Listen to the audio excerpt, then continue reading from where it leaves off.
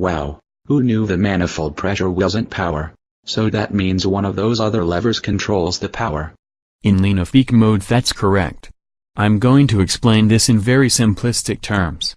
This is not exactly how the system works, but it will be easier to understand. Imagine a bathroom sink with two faucets or valves that allow hot and cold water to be mixed together. Now picture this. Pretend the hot and cold water valves to be air and fuel valves. The two valves are connected together. When the air valve is opened, the fuel valve is opened as well, allowing a ratio of fuel and air into the engine. Okay, I understand, but isn't that ratio 30% more fuel than the engine needs? That's right. So how does a pilot adjust the fuel ratio? We added another separate valve in the fuel line, called the mixture control. This valve allows the pilot to reduce the amount of fuel going into the engine, without reducing the amount of air. Isn't that a very primitive system?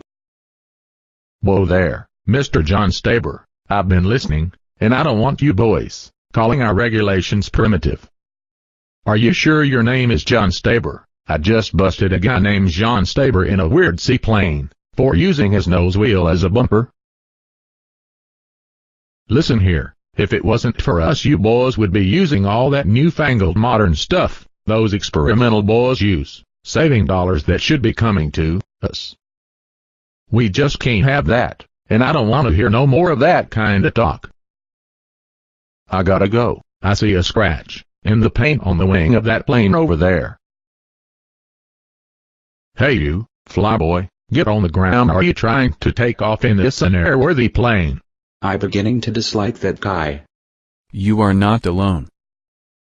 Now let's get back to our lesson.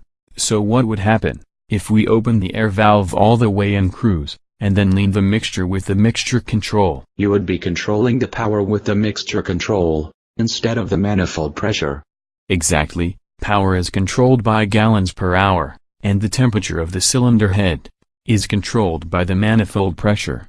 This is lean of peak operation. That's all there is to it. Why are so many people saying lean of peak will damage the engine? Like Homing has stated in writing, there is nothing you can do with the mixture controls at cruise power to damage the engine, so lean of peak cannot damage the engine, but engine damage could result if the pilot changes altitude or power settings without monitoring the cylinder head temperature. For that reason, like Homing doesn't endorse lean of peak. We don't forbid it, but for liability reasons, don't endorse it, and lean of peak is not for everyone. It will not work on carbureted engines. And some pilots don't feel comfortable adding to their workload. Okay, let's say I want to run lean of peak. I just push the up and down lever all the way forward and then move the mixture control lever. It's not that simple. You will need some extra equipment to make sure you don't damage the engine. Now here is where it gets technical.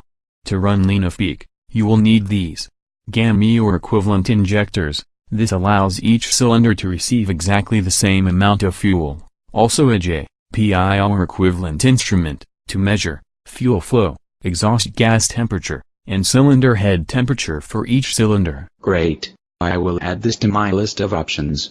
Plus I can charge extra for teaching pilots how to use them.